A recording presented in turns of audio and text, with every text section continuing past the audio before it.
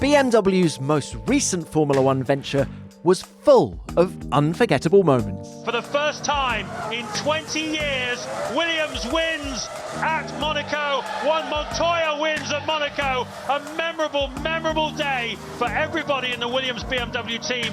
10 victories across 6 seasons with Williams was impressive when you consider that Ferrari and Michael Schumacher dominated the early 2000s.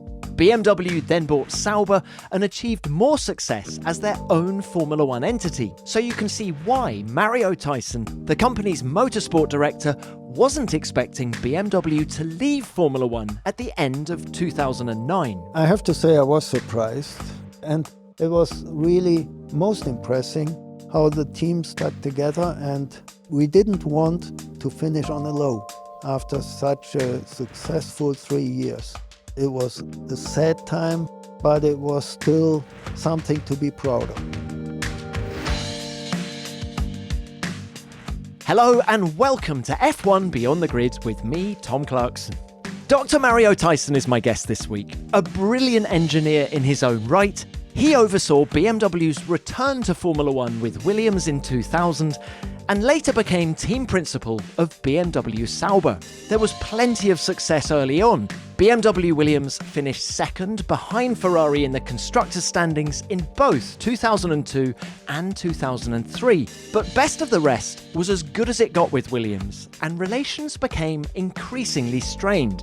They parted company at the end of 2005, but that wasn't the end. BMW bought Sauber to form their own team for 2006. There were podiums almost immediately, and 2008 proved to be their high water mark, when Robert Kubica led a 1-2 at the Canadian Grand Prix to lead the Drivers' World Championship just 1 year after suffering a terrifying crash at the same track. Mario recalls the emotions he felt when celebrating with Kubica on the podium. And yet, just over a year later, BMW announced that they would leave Formula One. Mario tells me how surprised he was by the decision and how the introduction of the double diffuser at the start of that season had helped to seal their fate. He also explains why BMW returned to Formula One in the first place and why Sebastian Vettel was wise beyond his years, even at the start of his Formula One career. I hope you enjoy our conversation. Mario, it is lovely to see you again. First up, how are you keeping? I don't want to make you jealous, but I feel really well, and I'm enjoying my life. Do you still keep across things Formula One? I have to say I'm quite detached. Meanwhile, I watch 3 or 4 races per year, no more than that. I haven't been to a Formula One race for 5 or 6 years. I'm much more interested in historic vehicles right now than in Formula One, which is interesting because in my 30-some years with BMW, I've always worked at the forefront of technology. And now I'm rather looking back. I have an honorary appointment with the World Federation for Historic Vehicles, FIVA, not FIFA. So I know that FIVA has about 1.5 million members worldwide. Wow, and is fantastic. Represented in some 70-some countries. So retired from the day job at BMW, but still very much involved with cars. Well, I'm a car guy. I've been a car guy from birth, and I'm afraid it won't change anymore. Well, look, let's talk BMW and Formula One, and specifically BMW's most recent foray into Formula One, 2000 to 2009, when you were the boss. How do you reflect on that decade now? Well, it was the most fascinating job I had at BMW. I have to say, the 5 years before that, I used to be in charge of innovation at BMW, innovation centers in Munich and Palo Alto, California. And I thought from here on, it can only go downwards in terms of job satisfaction. So I was really happy about that role. But then Formula One racing was even more fascinating. It certainly was the most intense and the most rewarding time of my professional career. And it was several stages in the 10 years, but I'm still thrilled by it, although I wouldn't want to be back there now. You had top 3 finishes in the Constructors' Championship on 6 occasions. Was that a good return for you? I'm not a marketing guy, and you have to ask the marketing guys about this. It certainly depends on the expectations. For a company like BMW, a premium car manufacturer, Formula One is fantastic if you win, and it's probably the most expensive way to put yourself in the media in the wrong way if you fail. And the expectations being with a car manufacturer are certainly higher than being with an independent team. That's an interesting point. Was it a marketing exercise for BMW or was it an engineering exercise? The reason for a Formula One project is marketing. But to make it work, it's an engineering exercise. You can only market successes. And to be successful, you have to have a strong engineering side. So who paid for it? Was it the engineering division or was it the marketing division? It was the company as a whole. But the marketing guys had to say, yes, this is money well spent because the brand image benefits from it. God, Mario, I feel like I'm in a board meeting with you now and you're talking to me about Formula One as a BMW board member. But as I say, you had top 3 finishes in the Constructors' Championship on 6 occasions. What was BMW missing to get that final step? In the end, if I look at the final years with BMW Sauber, I think we were just missing time. Because the team developed really successfully. We had started in 2006.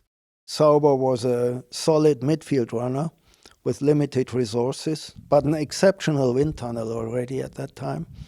And we had quite a straightforward plan to get to the top, which meant to be in the points in 2006, to be on the podium in 7, to win the first race in 8, and to fight for the championship from 2009 onwards.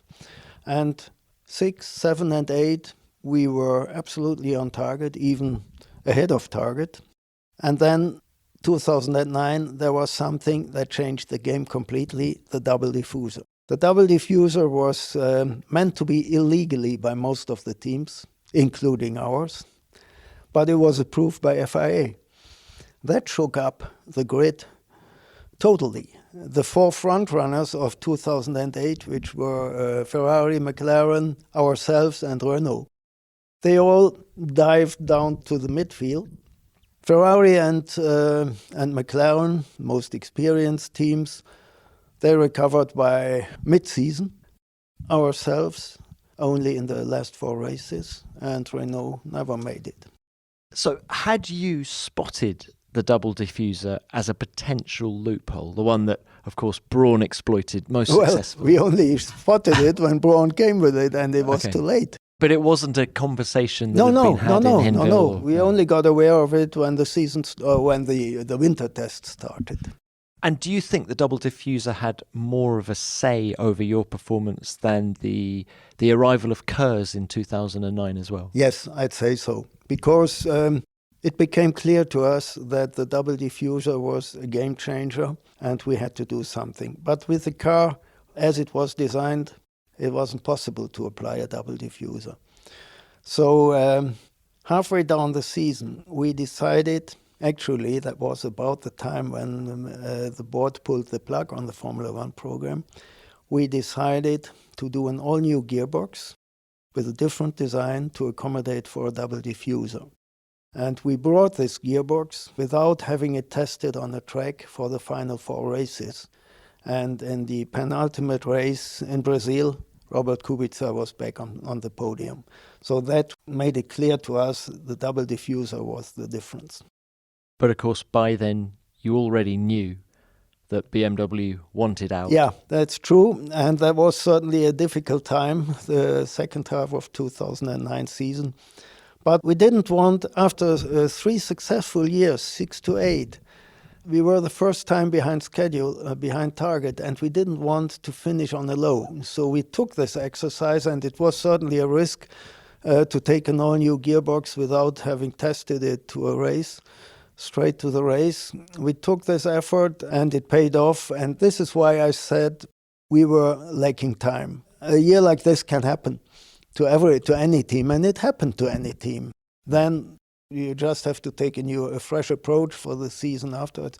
And the team was certainly strong enough to be a front runner, and the drivers were strong enough to win the championship. So I think we had got there. This episode is sponsored by Shopify. It doesn't matter if you're selling candles or clothing, fine art or furniture. If you're a business owner, Shopify is the commerce platform that you want on your side through it all. Shopify is revolutionizing millions of businesses worldwide by simplifying selling online and in person, leaving you to focus on successfully growing your business and your brand without even needing to pick up any new skills like design or code. Shopify has every sales channel covered, from an in-person POS system to an all-in-one e-commerce platform. It even lets you sell across social media marketplaces like TikTok, Facebook, and Instagram. What's fantastic about it is that it's packed with industry tools designed to help you elevate your business, no matter how big or small it might be, or how far you want to take it. If you're hungry for more knowledge, you can get access to their extensive business course library. And if you just need a little help, their support team is on hand 24/7. Growing your business on your own terms, knowing that you have the support of Shopify behind you every step of the way,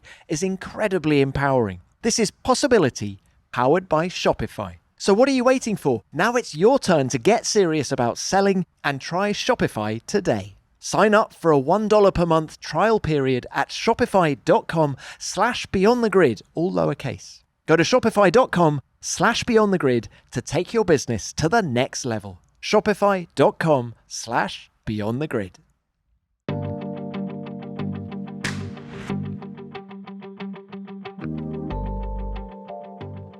We'll come back to the end, if you like, but I'd like to now just go right back to the beginning. So it's 1999. Yourself and Gerhard Berger have been positioned by BMW to run this Formula One program.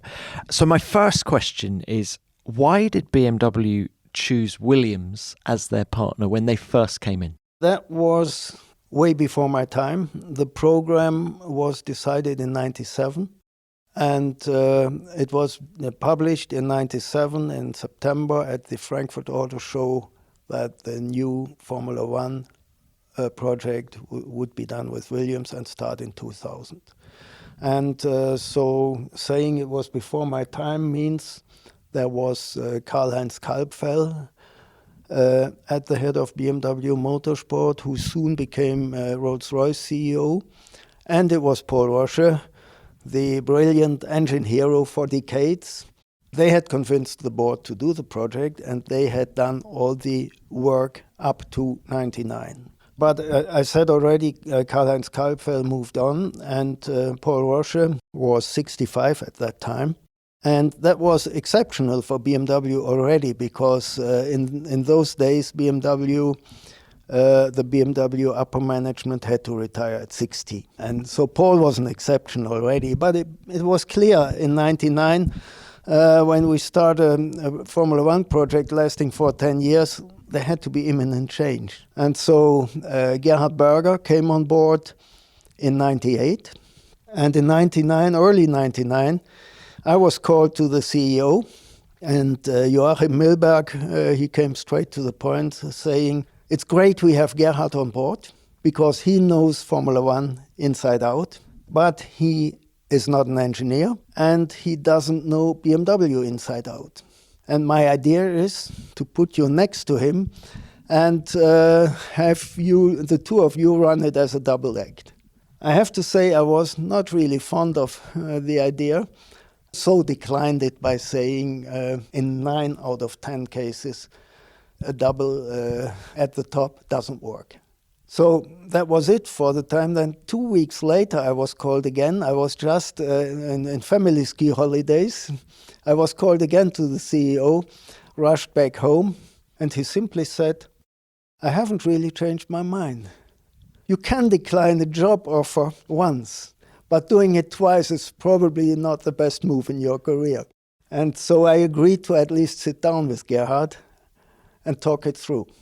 So we had a meeting for a few hours. And after that meeting, it was absolutely clear to me that this would be the 1 out of 10 cases that works. Why were you so confident? Because the chemistry was ideal. We had the same view of almost everything, and we had complementary skills.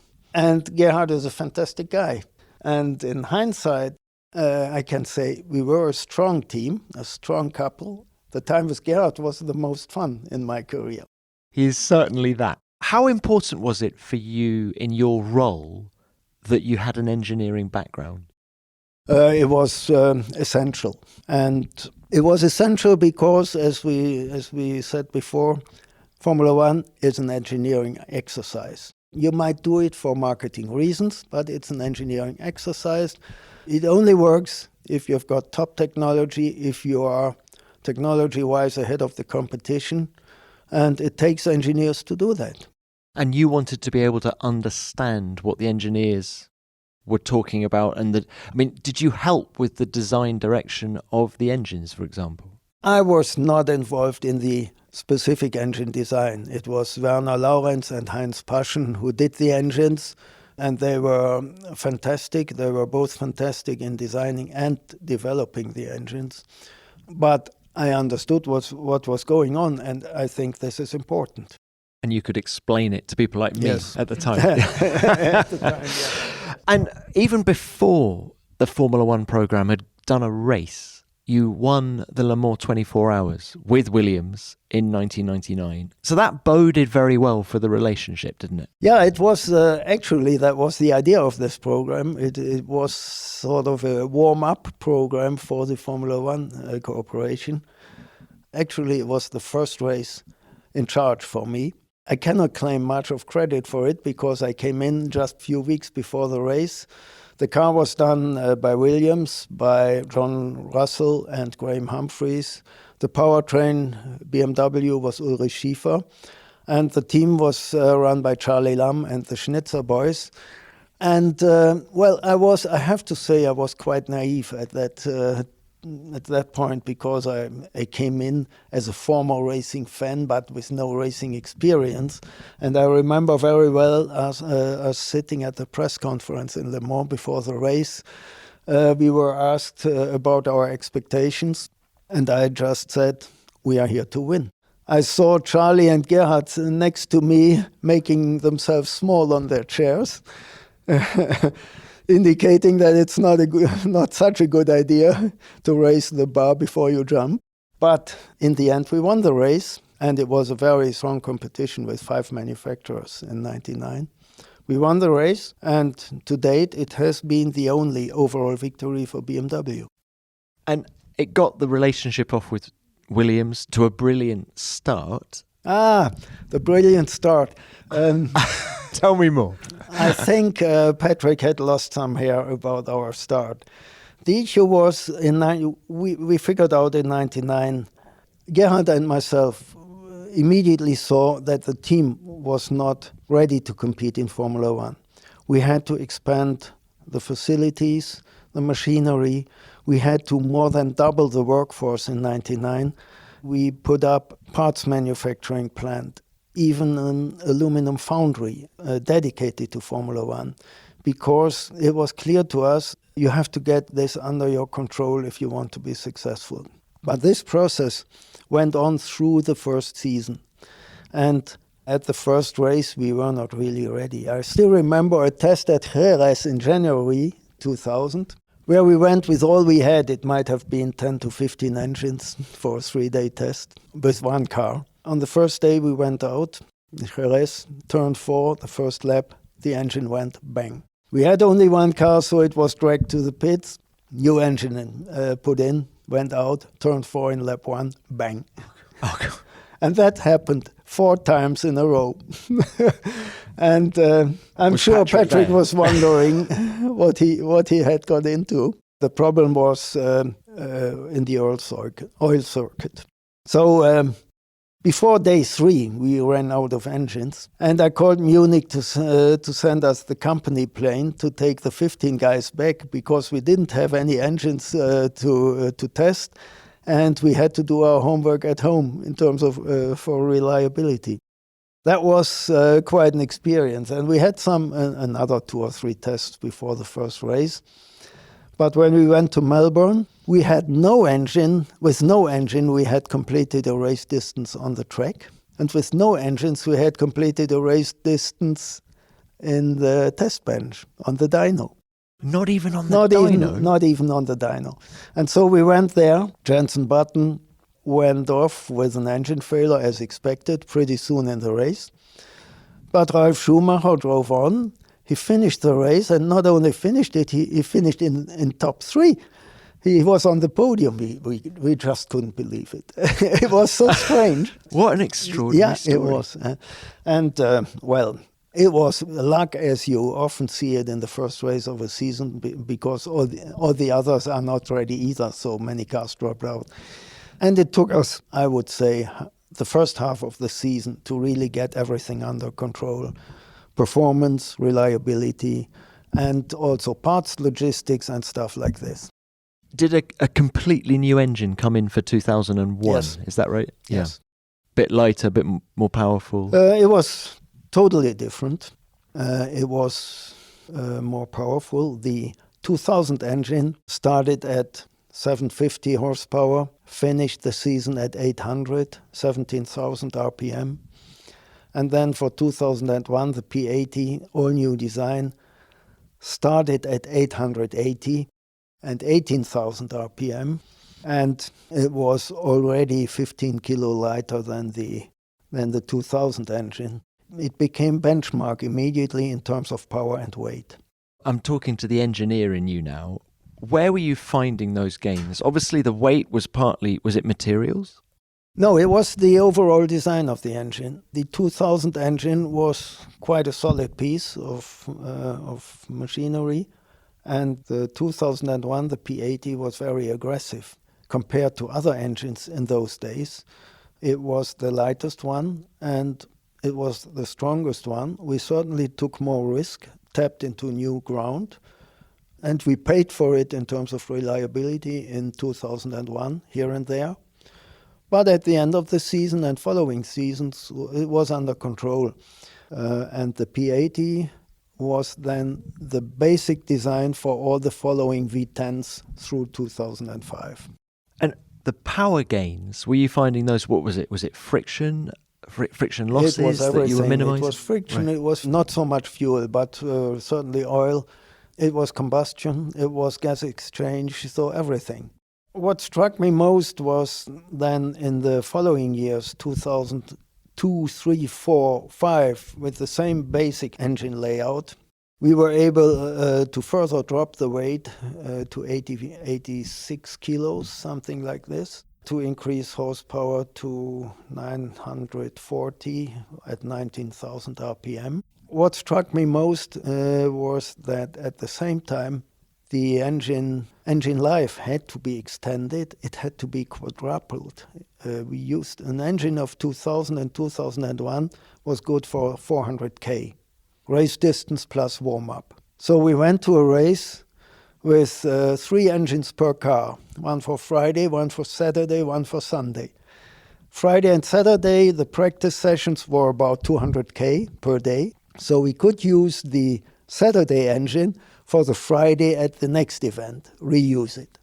But the race engine was gone after the race. And together with unlimited testing, this was an unbelievable amount of material.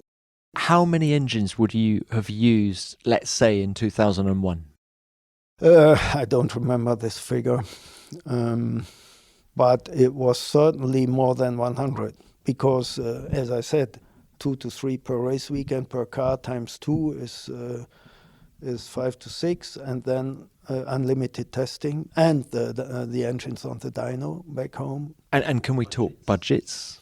It was certainly the first year was the most expensive, 2000, because for reliability reasons and because we were new, we had to do as much testing as possible. So we used the most engines in 2000, and it certainly dropped then by becoming more reliable, becoming more experienced, and also by limitations that were put in by the regulations. So I think it was 2003 when the engine had to last 2 races already, and then it went up to 4 races. So this, together with test limitations, brought down the number of engines we used per year significantly, and so the costs dropped. It seems to me those early years, those early naughty years, 2000, 2001, 2002, was probably the most expensive era for engine manufacturers in Formula One. Yes, certainly, definitely right. I don't know what happened before 2000, but with no limits, the manufacturers could spend as much as they want, and they did. But equally, were you spending anything like as much on engines as Toyota were at the time, or Honda? No, I've never got figures from them. I only heard that they did even double the amount of what the Europeans did. They probably did more because especially Toyota had 2 parallel programs running in Cologne and in Japan, and that must have been even more expensive. Before we continue with Mario, let me introduce new Heineken Silver, the global beer partner of Formula One. Heineken Silver is the low-carb, low-calorie beer with all the taste and no bitter endings, packing just 3.2 grams of carbs and only 95 calories. It's as crisp and refreshing as it is light, so if you're someone that enjoys a beer but you find that it sometimes sits a little bit too heavy and fancy a change, then Heineken Silver is definitely for you. And if you're thinking, only 95 calories, what's the catch? There isn't one. Just like the teams on the grid, Heineken Silver know that lighter is usually better, but there's no room to compromise on quality or, in this case, taste. That's why this game-changing beer brings all the flavour of a full-bodied beer, but none of the bitter aftertaste. Or you could say you're getting all the action and none of the replay. Heineken Silver is also the title sponsor of the 2023 Las Vegas Grand Prix. And for our US listeners aged 21 and over, you can win a VIP experience at the race with Heineken Silver. Use the link in the episode description to enter and to see the full terms and conditions. So try new Heineken Silver at the track or in stores now. All the taste, no bitter endings, 3.2 grams of carbs and 95 calories.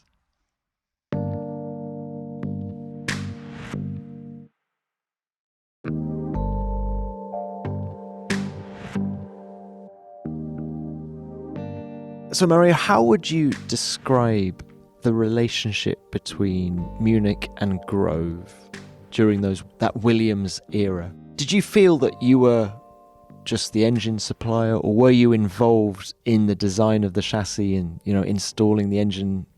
Were there Williams engineers in Munich and were there BMW engineers in Grove, for example? No, it was more or less a separate, 2 separate activities. Of course, we were involved in engine installation.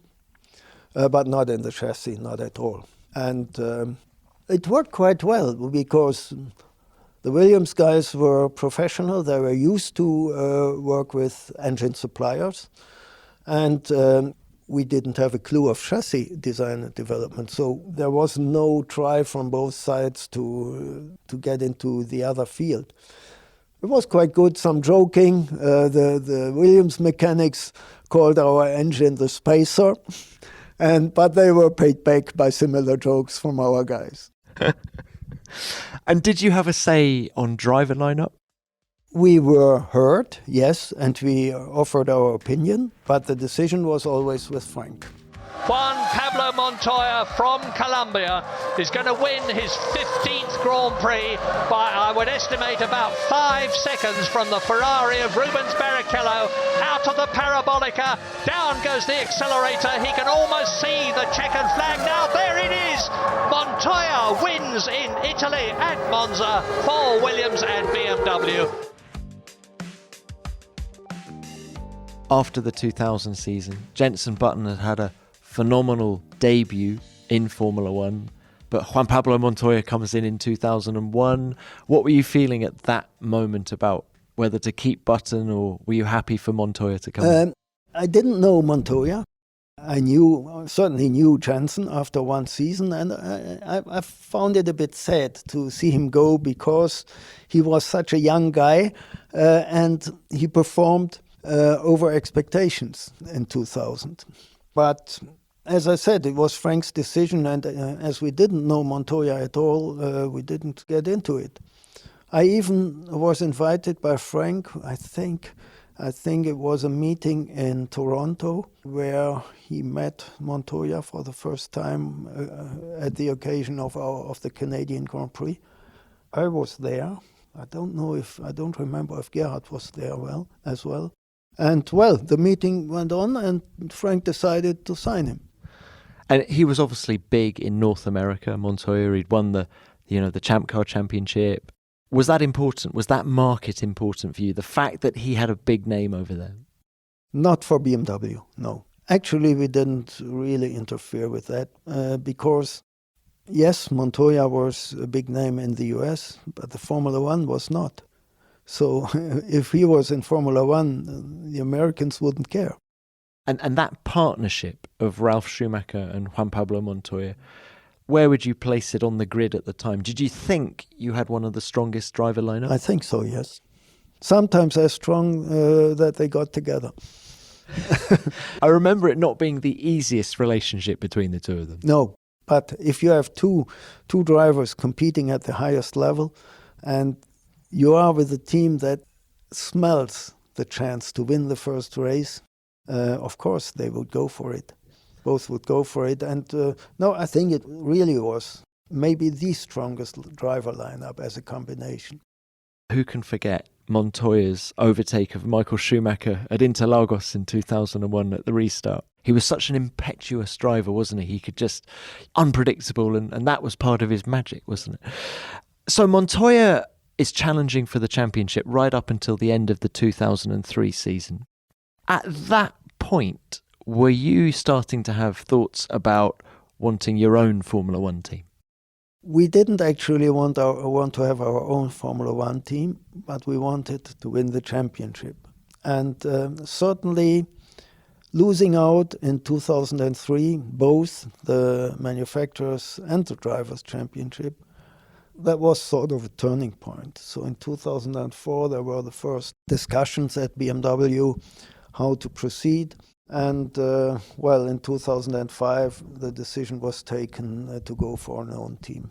Now, in 2004, if the discussions were already going on here in Munich, I remember a controversial race. I think it was Montreal, when both cars got disqualified for, was it brakes? I think it was brakes. I imagine that didn't go down well in the corridors of power. I wouldn't say that, no. It's certainly not with me, because things like that can happen. It was not a deliberate cheating, it was a mistake. And that can happen if you always squeeze to the limit. It wasn't, there's an expression in English, that wasn't the straw that broke the cat. No, it was not. And how were relations with Williams in the end? Apparently, when the decision was taken to go for an own team in 2006, that was by mid-2005, after the overseas races. Then apparently the situation was quite difficult. The relationship was difficult, which is clear to me for both sides. We were racing with Williams for another 7-8 races. We were at the same time already investing in the new Sauber factory, in the expansion of the factory. We were talking away from the racetrack. We were talking to Sauber people already. That this was difficult for Williams is absolutely clear. And of course, it was quite a tense relationship in those months. But I have to say, always professional from both sides.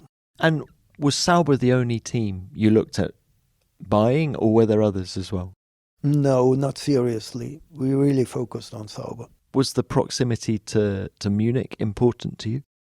It was not a decisive factor, but I think it helped in the end, because if you have two equal parts of a team, each part being some 400 people strong, it helps to be close to each other. The closer, the better. It wasn't possible and was never in the intention to put everything in one place, but with 3 hours driving between it, that worked quite well, and it was not decisive, but it helped. Now, as the boss, BMW Motorsport Director. How did having your own team change your job description? Quite a lot, apparently. On one hand, I got more responsibility for the entire team in Munich and in Hinwil. On the other hand, it made it easier because we could arrange the team structure the way we wanted it, all put in place all the processes we wanted to have and the right people, which was in the end a homogeneous approach, as opposed to having two independent teams who cooperate with each other. Makes a big difference in terms of workload, and I had more responsibility, but it wasn't necessarily more difficult. And in terms of budgets, I think I know the answer to this given what you've already said, but did it cost BMW less money to have its own team than it did to be an engine supplier to Williams? Yes, it cost us less money. So bang for your buck, this was a good move. In financial terms, definitely. I mean, there were two effects which have to be looked at separately. One effect was, as discussed before, the limitations on engine use and tests, which brought down the cost on the engine side. But the bigger effect was that with the own team, we also got the sponsoring money and the TV money. So the team more or less financed itself without additional money. And certainly the Sauber years were less expensive for BMW than the Williams years. What about the atmosphere at Hinwil compared to Williams or any British team for that matter? I've always wondered how different it is, and because of the location in Switzerland, does it make it harder to lure talent from the UK, or do you have people bashing your door down because Switzerland is a beautiful place? Different questions. The atmosphere, you cannot really compare because Sauber became part of BMW. That is totally different from being two independent companies. So it was clear that there was a common team approach, a common understanding of the own role. It's certainly more difficult to take on people, engineers who work in UK for a British team to come to Hinwil than to have them switch between two UK teams where they wouldn't even have to move. But once people have arrived, my experience is that they stay, that they are not looking to go elsewhere because the environment is good and it is maybe a bit isolated from the rest of Formula One, but also less hectic, less tempting to do something else. I didn't see it as a handicap, rather an advantage. And what is the culture at BMW? Is it to promote from within? Because I'm just looking at a list of names now. You had some proper talent that you generated yourself. I look at Andreas Seidel. He's the CEO of what is going to be the Audi Formula One team. Mike Crack, team principal of Aston Martin. Willy Ramph, who until very recently has worked on more Formula One teams than I've had hot dinners. And then, of course, Franz Tost, the team principal of AlphaTauri. You had a lot of talent within. Were you almost looking to promote that rather than bring in people from outside? That is a general approach at BMW. We have always preferred to grow people from inside. The only exception was the early years, 99, 2000, 2001, because the team had to grow very rapidly and we didn't have Formula One experience inside BMW. So we had to take on a lot of people, which made it difficult in the early years. But the names you mentioned show that, especially at BMW Sauber, we had a really strong team. Those guys are leading Formula One teams now, 3 or 4 of them, which is just proof of the capacity we had. And this is why I said before, we were missing time. It would have taken 1 or 2 or maybe 3 more years to get to the top, but I'm still convinced we would have got there. We're going to come to that. First, can I ask you about drivers? So when you took over Sauber, did you try and get Montoya and Ralf Schumacher to come with you? Or, I mean, I think Montoya was already engaged at McLaren at the time. Ralph was on his way to Toyota, wasn't he? He was already there. Did you try and get them to come with you to continue the journey? No, because Montoya was elsewhere already. I didn't have him on the screen anymore. Ralph had made it clear to me that he wanted to go to Toyota when we still were with Williams, and it didn't make sense to ask him to switch again. The situation was Jacques Villeneuve was there already. He still had a contract for 2006, and I was keen to take along Nick Heidfeld, who used to be with us at Williams in 2005. So from this stint, he knew the BMW guys. And before going to Williams, he used to be with Sauber. So he knew the Swiss guys as well. For me, the perfect fit for the new team. Of course, he was quick as well. So it was clear that we would start with Jacques and Nick. And the most tricky thing was to hire a test driver, because it was end of 2005 already. There were test restrictions in place, and we were not able to put a test driver in a car before signing him. It was a window of only 2 or 3 weeks.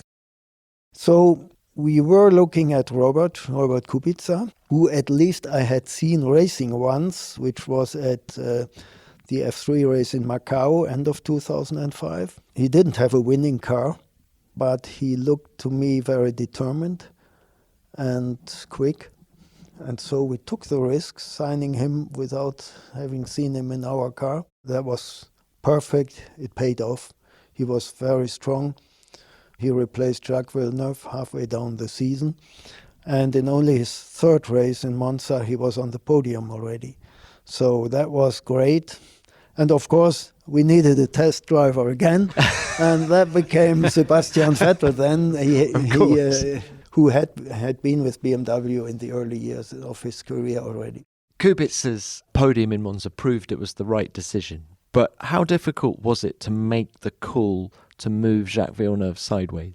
It was not difficult, because I had talked open to Jacques before the beginning of the season.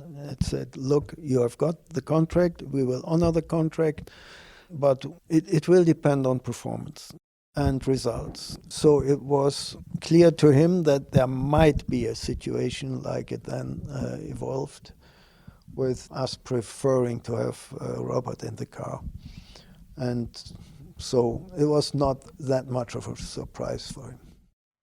This episode is sponsored by Babbel. As fans of Formula One, we know how it brings people together. Even when you're rooting for different teams or drivers, it's the sport as a whole that excites and unites fans around the world. So if you're planning to travel or attend a race in a different country this year, and you're looking to connect with other fans or locals on a deeper level, even if you're simply planning a holiday with a similar goal, Babbel makes learning a new language quick and easy with its 15-minute interactive lessons. And what's great about Babbel is that it focuses on natural, everyday conversations, so you'll learn things that you'll actually be confident saying out loud in real life to strangers. Because that's usually the point where we get a little tongue-tied and embarrassed as we stumble through our roll call of stilted phrases, isn't it? But not with Babbel on your side. Babbel's lessons are created by more than 150 language experts, voiced by native speakers, and they'll have you speaking confidently in a new language in no time. There are 14 different languages to choose from, including Spanish, French, Italian, and German, and there are so many different fun ways for you to learn. You can access podcasts, games, videos, or even join live classes with a language teacher. Right now, Babbel is offering our listeners 3 months free with a purchase of a 3-month subscription with the promo code BEYOND. Go to babbel.com/podcast23 and use the promo code BEYOND for an extra 3 months free. That's babbel.com/podcast23. Promo code BEYOND. Babbel.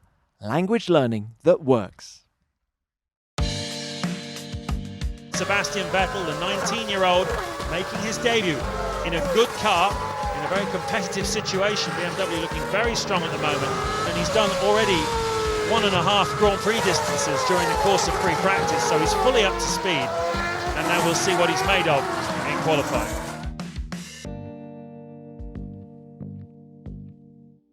Let's talk about Vettel. He becomes the test driver, of course. I remember he made his Grand Prix weekend debut, I think it was Turkey, 2006. What impressed you? Sebastian impressed me way earlier. I met him first, or he met me first, at the age of 14 in the Formula One paddock. He was ripping my shirt and saying, "I'm Sebastian. Next year I'll be with you in Formula BMW." And in fact, he was there. Formula BMW was the strongest junior formula in those days. We took on drivers at the age of 15 already, not 16, but 15. So he came on board, and in his first season, he became rookie champion right away. And in his second season, he won 18 out of 20 races. One second place, one third place. And I had a very close relationship with him in those days. He showed me his approach. He even visited us at home, and we did some running at 5 in the morning. He took record of every test he did at the age of 16, unbelievable. And he was really professional and determined. So wise beyond his years, really. Yeah, way beyond his years.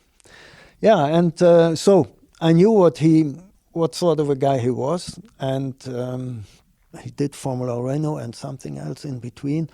But we had an agreement with Red Bull, both BMW and Red Bull sponsored Sebastian, helped him through his career. And so when the opportunity arose with our team, he became our test driver.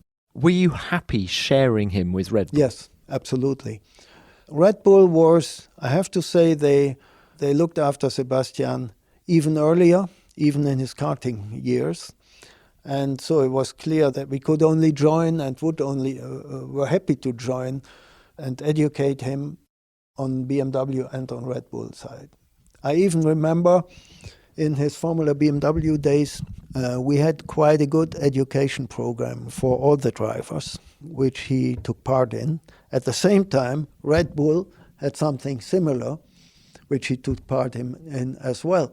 And so he was very keen to learn and very well educated and prepared for the next step when he took it. Because I think a lot of people were wondering at the time, he makes his Formula One debut with you guys at Indianapolis, the US Grand Prix 2007, replacing Robert Kubica, who was injured at the time.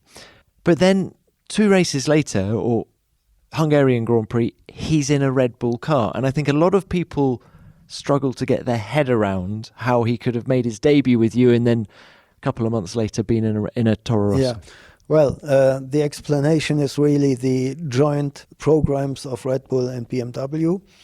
Of course, we could have offered him a race seat as well, but that was not the right move in my way, because in 2007, we were close to becoming a winning team. We were quite strong already, and we had high expectations for 2008. And with Nick and Robert, we had a strong team. At that time, Sebastian was a 19-year-old kid. And it was too risky, in my view, to put him in the car instead of one of the 2 experienced drivers. So it was only natural not to block him, but let him take the chance with Red Bull or Toro Rosso at that time. Okay, so the opportunity was there. If you'd wanted to give him a race seat, he would have raced a BMW. Okay. Did you have him on a bungee back to you? You know, like, could you have had him back at a later date? There was nothing contractual. No. There never was a contract between Red Bull and BMW. It was just a handshake agreement. In Formula One? Yeah. I still remember when Formula BMW was racing as a sport race of Formula One. I had to do all the negotiations with Bernie. And BMW always needed a written contract of what we did, because that's proper business. But I only got the contract when the season was over. Everything was on a handshake. That is, what a wonderful story. But also, Bernie was a massive BMW fan, wasn't he? He'd had BMW power plants in his Brabhams, hadn't he? Of course, in the 80s. Won world championships with Brabham. So I'd like to think he treated you guys well. Yeah, I can't complain. One has to say, though, that Formula BMW was the top junior series in those days. And Bernie saw this as a good addition to the Formula One weekend program. Now, can I ask you about... it makes me shiver just thinking about it. But Montreal 2007 was one of the most horrific moments I've witnessed in 25 years. Oh, that's a big accident for Kubica, and a horrible accident going on there. He's moving his hands, and obviously safety car will be out again. But he must have tangled with somebody in the braking area into the hairpin. Kubica then, a lot of energy going on in that impact. Let's hope that Robert Kubica is okay. The track marshals are down there. It's on the run down to the hairpin, and he's hit the wall on the right-hand side there, on the run, the braking zone. They brake from 190 miles an hour down to just 40 miles an hour there. So that's the sort of speed that Kubica would have been travelling at when that accident happened. 2007 and 2008 were the two most extreme experiences I had in my time in Formula One. 2007, we were quite strong, especially on this track already. And Robert tangled with Jarno Trulli approaching the hairpin, and it really was the most horrendous crash I've ever seen. And I was shocked sitting at the pit wall watching it on the screen. That's the thing. It was all being played out live on TV, because there have been other horrific accidents in Formula One while I've been involved, but they haven't been seen by the world feed. This was happening in front of us, and the violence of that accident. I was really not sure if someone could get out alive of this crash, and we didn't really have a lot of information, no reliable information. Robert was taken to the medical center and then straight to the hospital.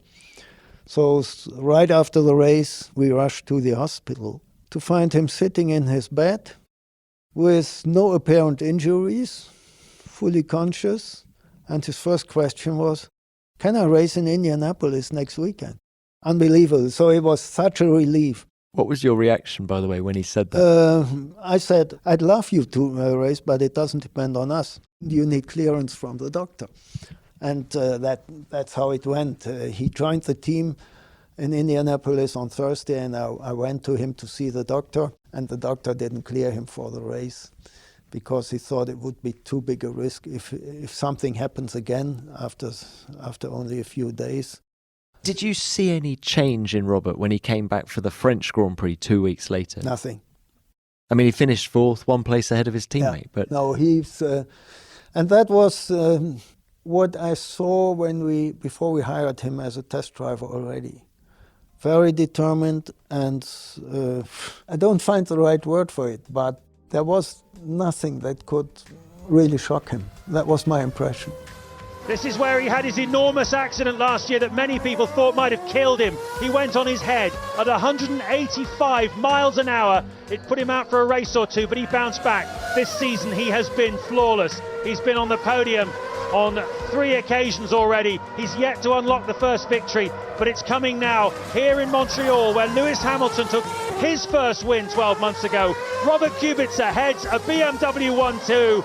Robert Kubica wins in Canada. He takes the lead in the Drivers' World Championship, and a star is well and truly born. Robert, bravo, bravissimo, bravissimo. That's an historical win, Robert. So when we go back to Montreal in 2008 and you get that 1-2, Kubica ahead of Heidfeld, I mean, describe what that meant to you. It was the highlight of our BMW Sauber time, apparently. We had shown from the beginning of the season the car was a winner. We would be in a position to win the race that season. And then when it happened in Montreal, admittedly it happened due to a really curious incident in the pit lane when Lewis Hamilton bumped into Kimi's car, clearing the way for our drivers. But, I mean, sometimes you need some luck. And it was really rewarding to see both drivers winning the race 1-2. The team was over the moon. We tried to organize a party Sunday evening, but they all were so tired. We just had 2 or 3 beers and went to bed. And of course, how was the 1-2 received here in Munich? Obviously, it was a breakthrough. It was clear to BMW that it was the right move to be in Formula One, and especially the marketing guys. It was really big here in Munich. And obviously, you get clapped on your shoulder if that happens, but it doesn't help you in the next season anymore. There's more to come from Mario in just a moment. When you look at how much spending you do online, it probably forms quite a large sum of your disposable income, doesn't it? Whether you're buying groceries, clothes, or that must-have new gadget, we live in a world that's more digital than ever, so no matter what you're looking for, it's likely only a tap away. Just a click of a few buttons and those things you see online can transform from your digital wish list and be delivered straight to your front door, sometimes in a matter of days or even hours. And it's the convenience that makes it so appealing, isn't it? There are so many digital services at our disposal that seamlessly make this transition. But you might not realize that until now, that hasn't been true for crypto. Digital currencies have been tied up online with no easy way to bring them into the real world. You couldn't physically get your hands on them, and that could be so frustrating to see a balance on screen and not be able to turn it into real cash in your pocket when you need it most. That's why we're so excited to share that you can now cash in and out of select digital wallets at participating MoneyGram locations without a bank credit card or debit card. Flex your finances using the only digital wallets with real cash access activated by MoneyGram. Learn more at moneygram.com/Stellar Wallets.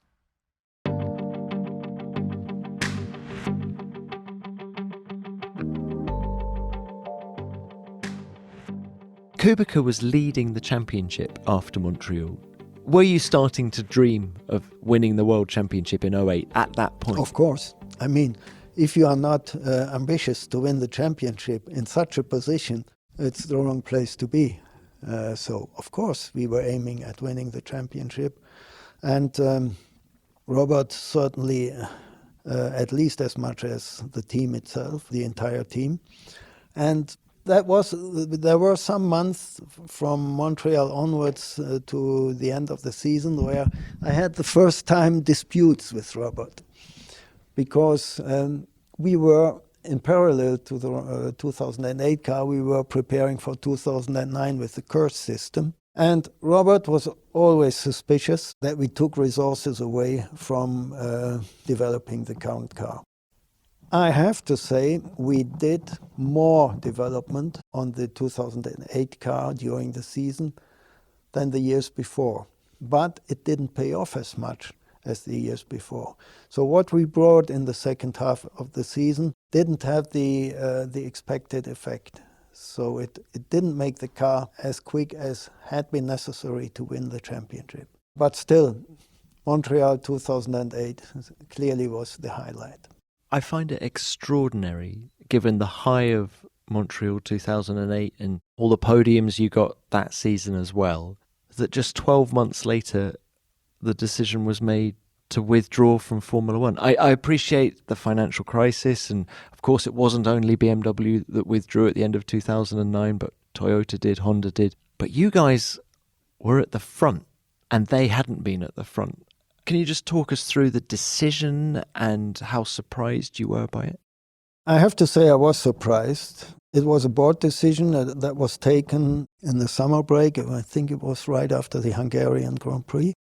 In 2009? In 2009, yes. I was informed the day before it was published in a press conference, no more than that, which I understand, because if you discuss it on board level and the team gets involved, it will become an emotional thing. And the board claimed the reason to be a strategic shift of corporate strategy. Apparently the media didn't buy it. Some said they are running out of money, and we didn't have a winner due to the double diffuser. But as you've said already, progress in Formula One is never linear. And I've always thought of BMW as racers who would have understood that. The marketing guys are no racers. Yeah. No, it is It certainly played a role. I mean, if we had led the championship by mid-season 2009, no one had pulled the plug, of course. But looking back how the company has changed in the past 10 years or 15 years, certainly the strategic issue was the real reason.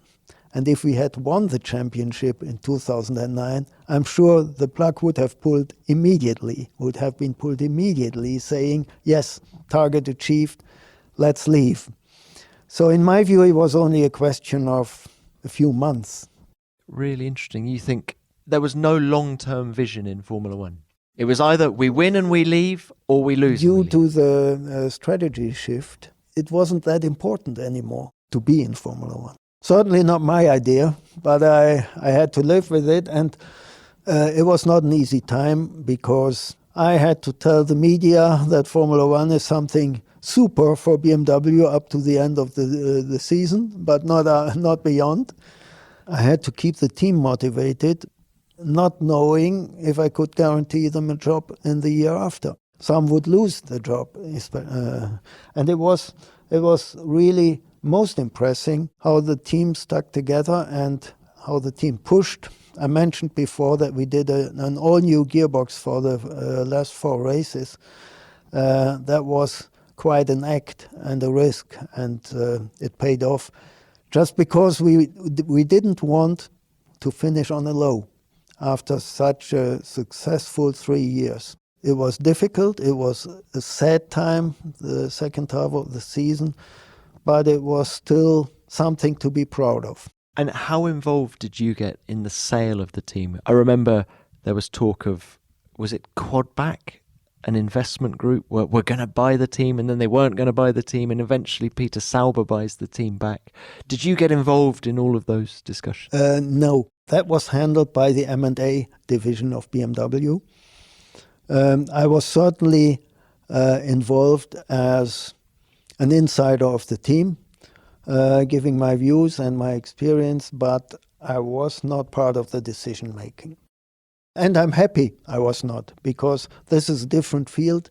It's not about racing.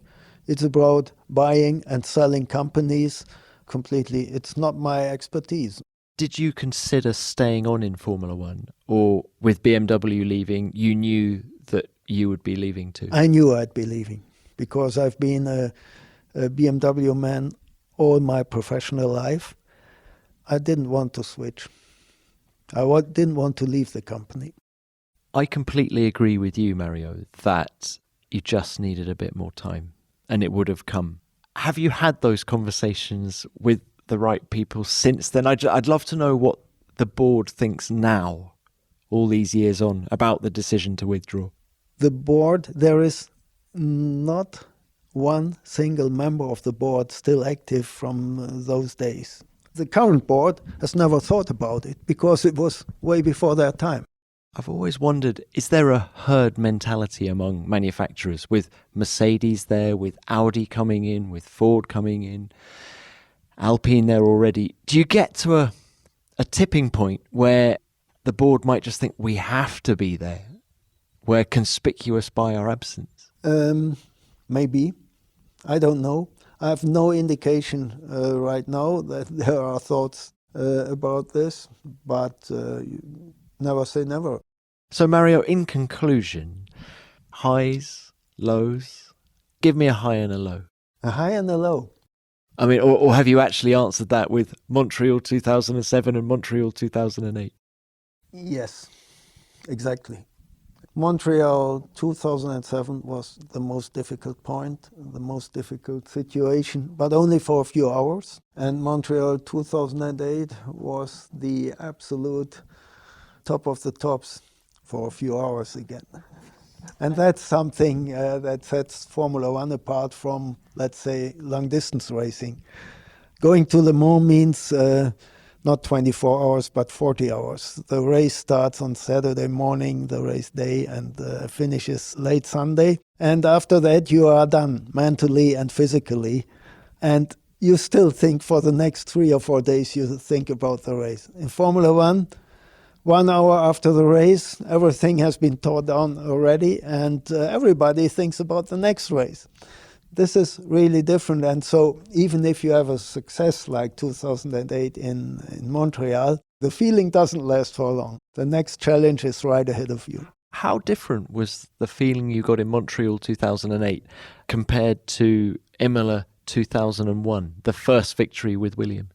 It was different in the way that we had gone there on our own, whereas Imola 2001 mainly was a Williams achievement. And that makes certainly a difference. We were happy. We were really over the moon to be the winners in Imola, but our contribution was only part of the whole. Whereas 2008, you were everything. Well, look, Mario, thank you so much for your time. It's been brilliant to see you again and just to relive what was a fantastic decade with BMW in Formula One. Thank you, Tom. It was... I really enjoyed it myself because it brought so many memories back to my mind, which I hadn't thought about for years. Great. Thank you.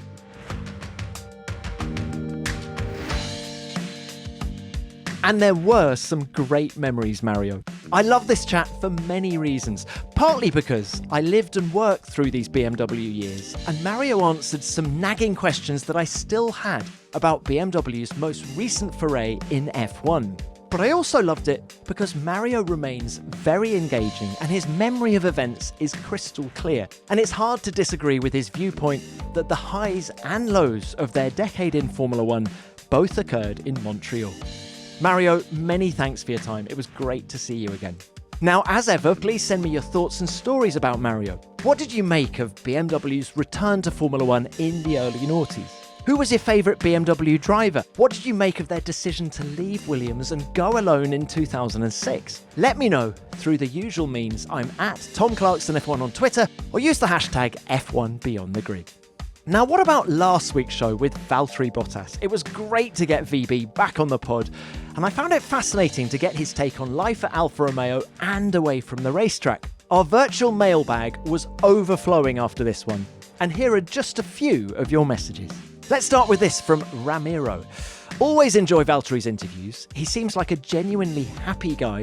I love his willingness to help his teammate, and I wish him the best in the races to come. Also, if his gin is anything like his coffee, I'm sure it'll be quite good. Well, Valtteri doesn't muck about when it comes to coffee or gin, Ramiro, so I'm sure you're right. Thanks for the note, by the way. And what about this from Amit Mandalia? Enjoyed the latest Beyond the Grid with Valtteri Bottas. I met him at a fan forum in his Williams days and also have a signed piece of Williams' front wing flap from him and teammate Pastor Maldonado from 2013. Definitely need to get a bottle of Oath Gin just for a try. Well, great to hear from you, Amit. And yes, Valtteri is a great guy, something that he proves time and time again. And finally, let's hear this from Sam Penny. Valtteri truly is a new man since joining Alfa. Everything about him oozes an extremely chill but determined man. I'd love to have a gin with him. VB, the offer is there. Well, I agree with you, Sam. Chilled but determined. And I'm sure he'd love to have a gin with you. Why not? Look, we're going to leave it there for this week's messages, but thank you to everyone who wrote in. We love hearing from you. And don't forget to send in your thoughts and stories about Mario Tyson in time for next week's show. And before I go, here's a quick bit of cross-promotion. Our F1 Nation review of the Miami Grand Prix is available to listen to now. I'm joined by Pedro de la Rosa and Eric Van Haren to reflect on that brilliant win by Max Verstappen. Search your podcast app for F1 Nation. And Miami was the first of 3 races in the US this season, with Las Vegas and Austin still to come. And if you're wondering why there are so many Grand Prix in the USA this year, then make sure you listen to the latest episode of our new Formula Y podcast, asking that exact question. Search for Formula Y to find the show. So thank you for listening. I'll be back next week with another great guest from the world of Formula One. Beyond the Grid is produced by Formula One and Audio Boom Studios. Until next time, keep it flat out.